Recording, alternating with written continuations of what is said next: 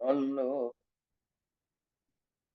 ila hadratil Muhammad Mustafa sallallahu alaihi wasallam wa ala alihi wa ahli baitihi wa dzurriyyatihi ajmain wa ala kulli muslimin wal muslimat wal mu'minin wal mu'minat summa ila ruhi alal kubur khususon Allahumma ighfir lahum warhamhum wa atihim wa anhum wa aqlim nujulahum wa wasim madhulahum bi rahmatika ya arhamar rahimin nas'alukal ijabah bil barakah al-fatihah.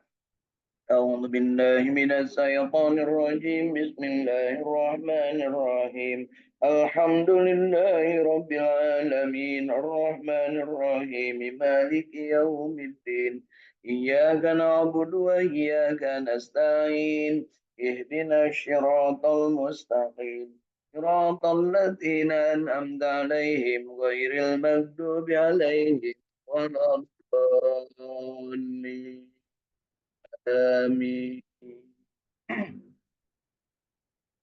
Alhamdulillahirrabbilalamin. Assalamualaikum warahmatullahi wabarakatuh. Bapak, Ibu, saudara-saudara, sahabat-sahabat dinten yang berbahagia. Alhamdulillahilladzi arsala rasulahu bil huda wa dinil haq liyudhhirahu 'alad dini kulli wa kafa billahi syahida walau karihal musyrikun. Asyhadu an la ilaha illallah wa asyhadu anna Muhammadan abduhu wa rasuluh. Allahumma salli ala sayyidina Muhammad wa ala ali sayyidina Muhammad. Kama sallaita ala sayyidina Ibrahim wa ala ali sayyidina Ibrahim wa barik ala sayyidina Muhammad wa ala ali sayyidina Muhammad kama barakta ala sayyidina Ibrahim wa ala ali sayyidina Ibrahim fil alamin innaka Hamidum Majid. Wa qala Allah ta'ala fi kitabihil karim a'udzu billahi minasy syaithanir rajim. Bismillahirrahmanirrahim. Laqad kana lakum fi Rasulillahi uswatun hasanah. Faqala Nabi sallallahu alaihi wasallam khairukum man ta'allamal Qur'an wa 'allamah. As-salatu imaduddin. Shadaqallahul azim wa sadaqa Rasulullah sallallahu alaihi wasallam al-amin.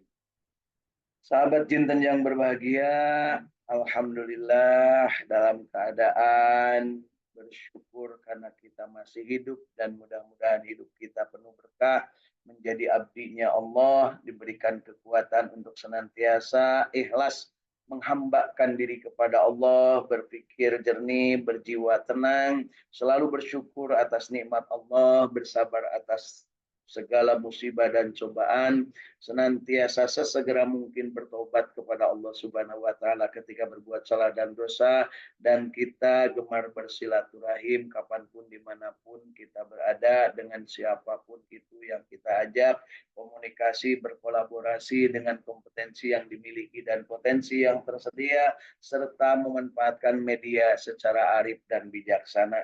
Mudah-mudahan pagi hari ini di hari Sabtu yang berbahagia di bulan Rabiul Awal 1446 Hijriah ini kita diberikan berkah umur, berkah ilmu, berkah amal, berkah rezeki, berkah keluarga, berkah pasangan hidup, berkah anak istri, dan juga berkah dari keturunan kita, serta berkah dari apapun yang menjadi kebaikan di dunia ini dan juga dimanapun kita berada, selalu dalam keberkahan. Hari ini, alhamdulillah, di tempat saya berada ini meskipun nuansa internetnya kadang-kadang jatuh bangun karena sedang hujan saat ini, berada di pedesaan Tasikmalaya di arah selatan menuju ke arah Pantai Cipatujah. Mudah-mudahan kita semua berada dalam keadaan penuh berkah. Teh Eis di Sumedang bersama keluarga, Kang Agus di Bogor bersama keluarga, Kang Ahmad di Bandung bersama keluarga, Teh Hilda bersama keluarga di Cirebon, dan juga Teh Irin bersama keluarga di Cirebon. Mudah-mudahan yang lain yang tidak sempat hadir dalam keadaan sehat walafiat, berbahagia, istiqomah, dan selalu berjamaah baca Quran. Dan tentunya mudah-mudahan baik yang melalui rekaman video ini, mudah-mudahan semuanya berada dalam keadaan kebaikan. Rabbi anzilni munjalan mubarakan wa anta khairul munjilin. Demikian Nabi Nuh berdoa dan tatkala itu berada dalam keadaan mendapatkan kesempatan untuk diuji Allah Subhanahu wa taala dengan hujan deras dan juga dalam keadaan banjir bandang yang demikian besar, dan beliau berdoa kepada Allah, Rabbi anjilni munjalan mubarakan wa anta khairul munjilin. Dan alhamdulillah Nabi Nuh diberi keselamatan oleh Allah Subhanahu wa taala. Baik, pagi-pagi hari ini kita akan mencoba menambah perbendaharaan koleksi keilmuan ataupun koleksi dari literasi kita, yaitu kita akan baca kitab Nasyaihul Ibad yang ditulis oleh Syekh Nawawi Al-Bantani, ya, Imam Nawawi Al-Bantani, orang Banten yang pernah menjadi imam di Masjidil Haram. Kemudian di sini disebutkan bahwa nasihat-nasihat pilihan menjadi santun dan bijaksana. Mudah-mudahan kita juga termasuk yang mampu untuk ayat demi ayat, sedikit demi sedikit mampu hidup bahagia bersama Al-Quran sebagaimana yang ditulis oleh Syekh Abdul Halim Mahmud, Syekh Al-Azhar Kairo, Mesir, dari tahun 1973 sampai 1978, di mana beliau menuliskan hidup bahagia bersama Al-Quran dalam rangkaian kitabnya, dalam rangkaian bukunya. Mudah-mudahan kita termasuk yang mampu memahami dengan nalar kita, kemudian kita juga pada saatnya mampu memilih dan memilah untuk diamalkan sesuai dengan kapabilitas dan kemampuan kita, dan pada saatnya kita akan mampu menikmati dan menyebarluaskannya. Kita tekankan dalam kalbu kita bahwa kita bahagia, istiqomah untuk tetap berjamaah. Raditu billahi robba wa bil islami dina wa bi Muhammadin nabiyya wa rasula. Mohon kepada Allah, Rabbi zidni ilma warzuqni fahma. Allahumma inna nas'aluka ilman nafi'an. Allahumma inna nas'aluka rizqan tayyiban. Allahumma inna nas'aluka amalan mutaqabbalan. Allahumma inna nas'aluka bihusnil khatimah. Allahumma inna nas'aluka ridhoka wal jannah wa na'udzubika min syarrika wan nar.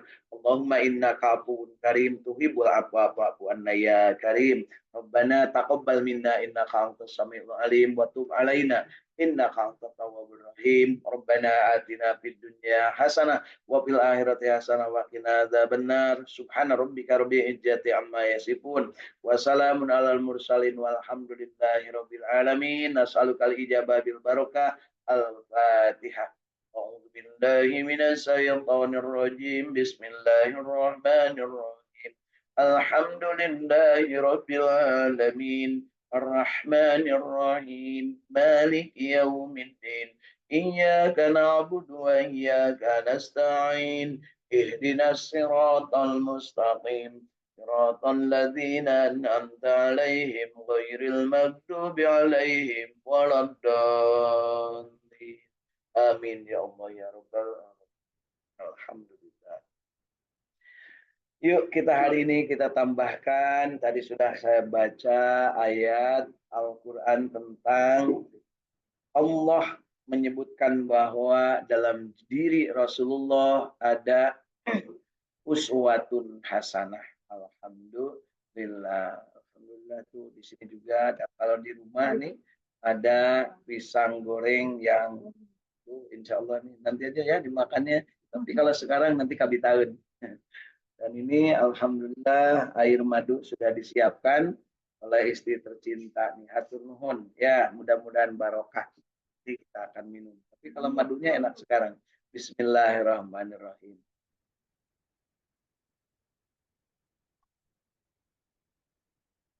Alhamdulillah. Yang belum kebagian silakan kontak ya. Baik, hari ini kita akan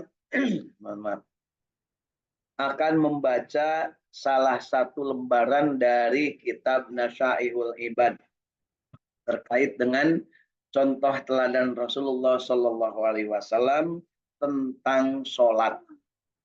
Dia mengatakan as-sholatu imaduddin. Sholat itu adalah tiangnya agama.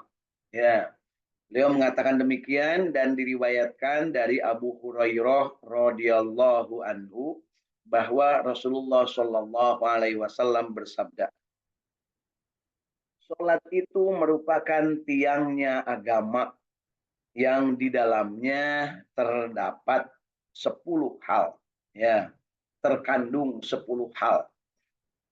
Jadi hari ini kita akan membahas tentang sholat itu tiang agama, di mana di dalamnya ada 10 hal menurut riwayat Abu Hurairah.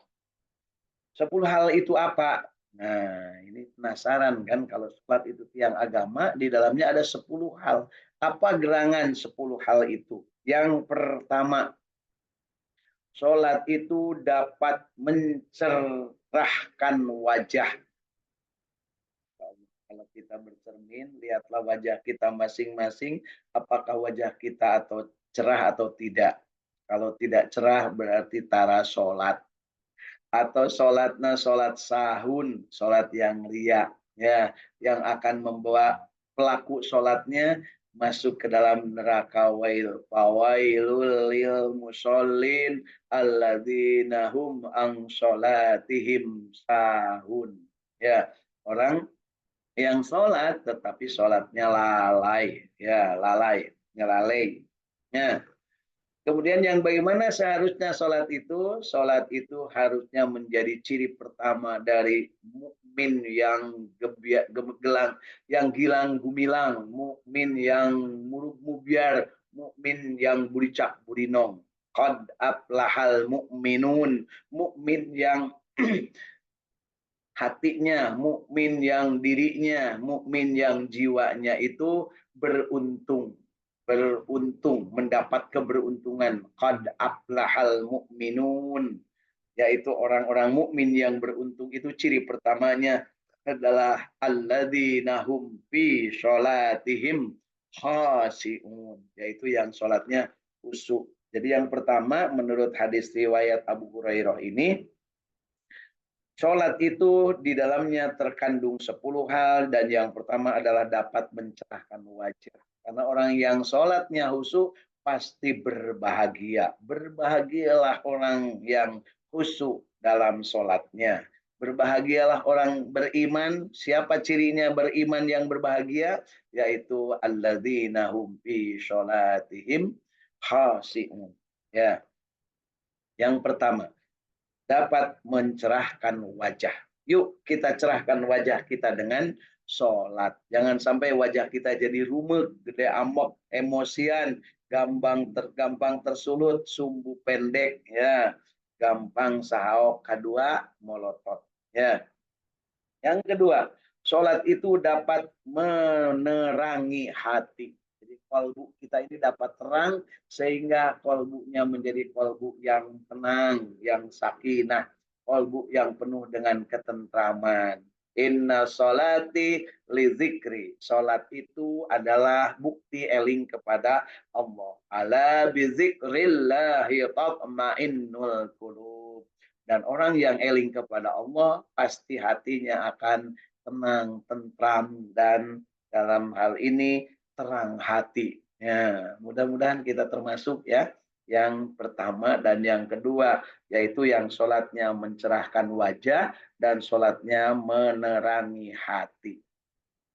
Yang ketiga, dapat menyehatkan badan. Masya Allah.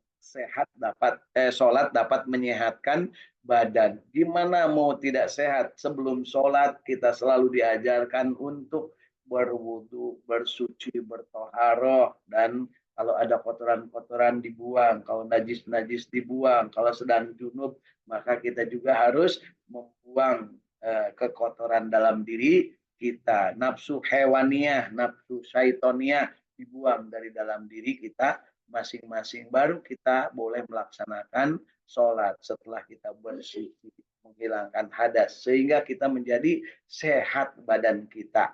Ya. Kemudian yang keempat, menjadi faktor ketenangan dalam kubur. Masya Allah, kalau ada yang sudah pernah masuk ke dalam kubur, silakan bercerita. Tapi saya yakin orang yang sholat dalam kuburnya akan tenang. Karena sholat itu menjadi penerang dari kegelapan di alam kubur. Untuk yang ini jangan nanya saya karena saya belum berpengalaman masuk ke dalam kubur. Pernah masuk ke dalam kubur tapi hanya menguburkan orang lain. Ya. Kemudian yang kelima, sholat menjadi penyebab turunnya rahmat Allah. Jadi dengan sholat maka rahmat Allah akan turun. Kita pahami bahwa sholat yang khusyuk akan mengundang rahmat Allah dan menjadikan kalbu kita terang. Kemudian Allah akan memberikan, mengilhamkan kepada diri kita hal-hal yang penuh dengan jiwa-jiwa ketakwaan.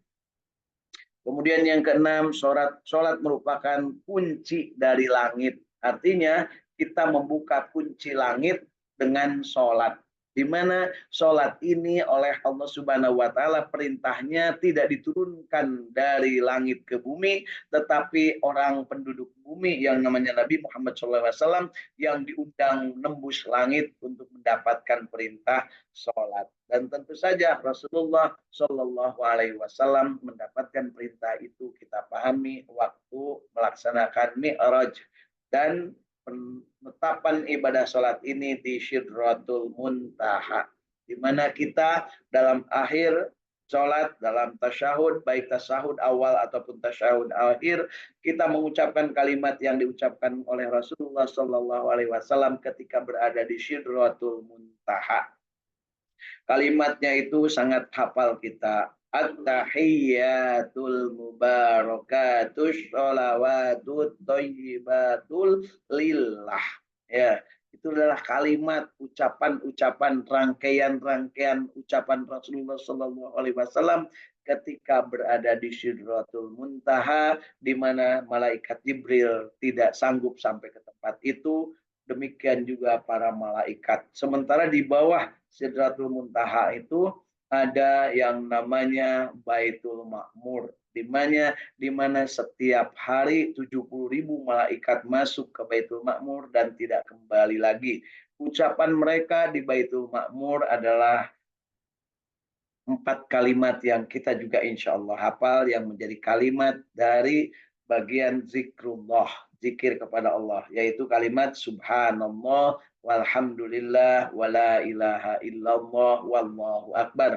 Kalimat itu diabadikan oleh Allah Subhanahu wa taala menjadi kalimat yang dibaca oleh manusia ketika tawaf di Baitullah. Jadi malaikat tawafnya di Baitul Ma'mur membaca subhanallah walhamdulillah wala ilaha illallah wallahu akbar terus-terusan sejak mereka masuk ke tempat itu sampai dengan kiamat kelak, terus-terusan bertawaf dan membaca kalimat tersebut. Bagaimana dengan kita? Kita selaku muslim diwajibkan hanya 1 kali dalam hidup ini untuk sampai ke tempat itu, dan tempatnya namanya di bumi ini Baitullah yang berada di kota Makkah Al-Mukarramah.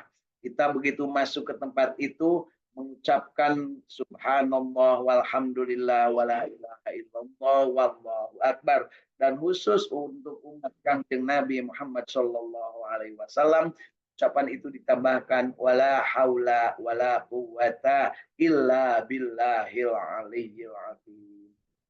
Jangan lupa bahwa semua nabi dan rasul pernah berada di tempat itu, konon kabarnya kecuali 2 orang, yaitu Nabi Idris dan Nabi Soleh yang tidak sempat ke tempat yang namanya Baitullah. Tapi semua nabi dan rasul sampai ke tempat itu, ya.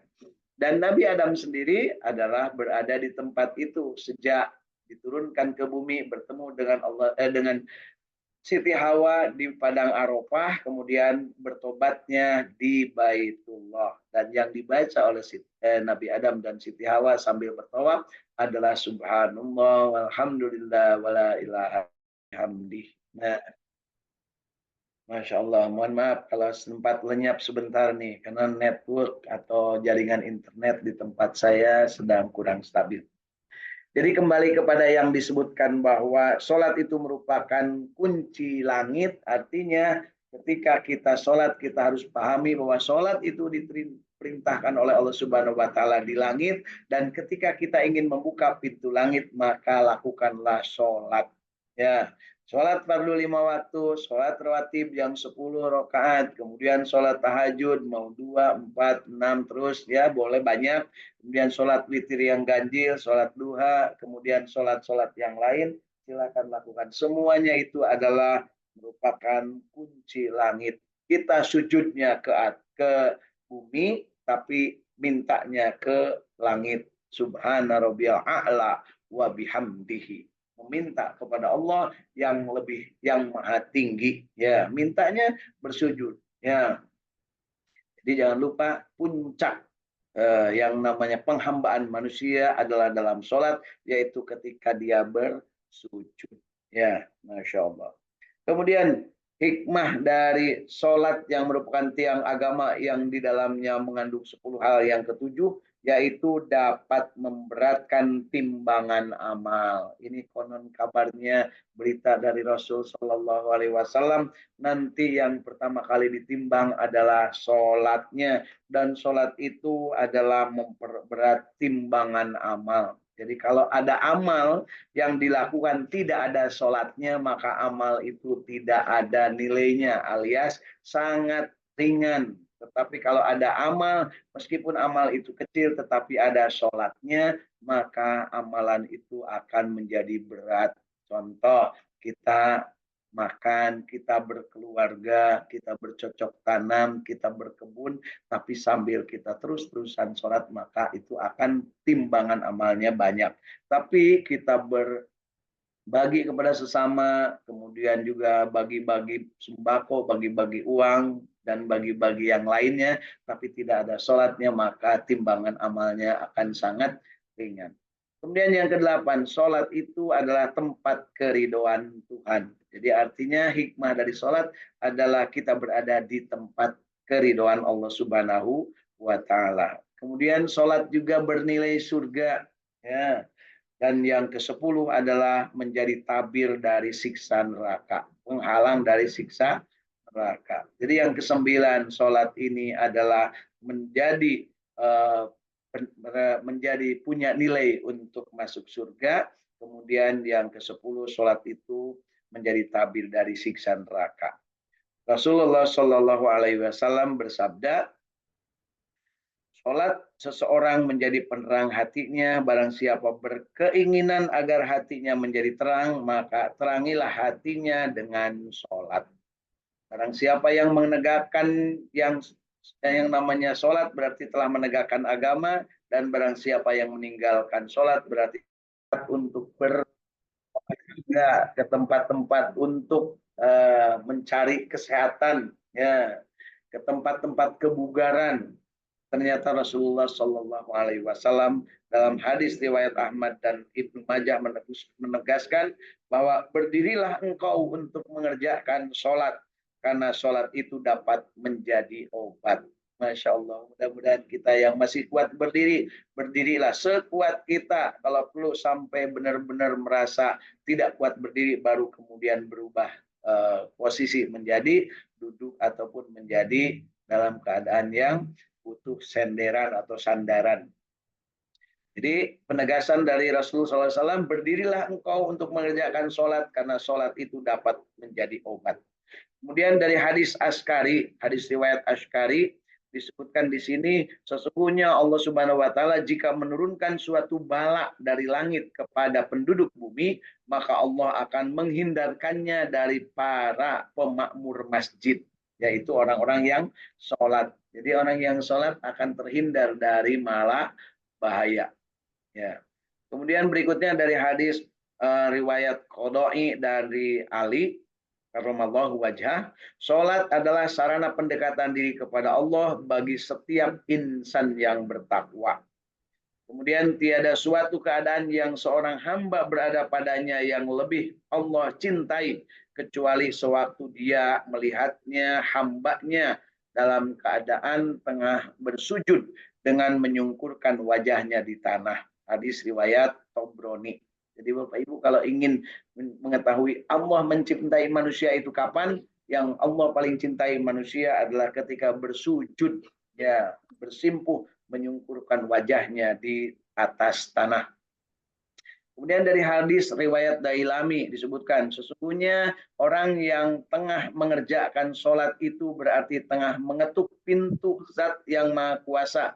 Dan sesungguhnya orang yang mengetuk pintu secara terus-menerus itu pasti akan dibukakan untuknya. Masya Allah. Jadi ngetuknya jangan hanya seenaknya, tapi harus terus-terusan istiqomah. Kemudian sholat adalah barometer iman. Barang siapa yang menyempurnakannya sehingga tidak ada yang kurang, maka kelak akan memperoleh pahala yang sempurna dari Allah Subhanahu wa taala. Hadis riwayat Baihaqi dan Ibnu Abbas. Satu lagi hadis dari Ibnu Nasr, barang siapa yang memelihara sholat 5 waktu, maka kelak sholatnya itu akan menjadi cahaya, hujah dan penyelamat baginya pada hari kiamat. Barang siapa tidak bisa memelihara sholat 5 waktu, maka sholat itu tentu tidak akan menjadi cahaya, tidak akan menjadi hujah, dan tidak akan menjadi penyelamat bagi dirinya. Pada hari kiamat nanti dia akan dikumpulkan bersama Fir'aun, Qarun, Haman, dan Ubay bin Khalaf. Ya, na'udzubillah. Dalik orang yang tidak sholat akan dikumpulkan dengan Fir'aun, Qarun, Haman, dan Ubay bin Khalaf. Hadis riwayat Ibnu Nasr. Kemudian kita yang paling harus kita pahami juga bahwa hadis riwayat Dailami juga menyebutkan sholat seseorang menjadi penerang hatinya. Barang siapa berkeinginan agar hatinya menjadi terang, maka terangilah hatinya dengan sholat. Masya Allah, yuk kita biasakan, kita kuatkan diri kita untuk terus-terusan melaksanakan sholat secara berjamaah. Alhamdulillah, Kang Luki, selamat bergabung.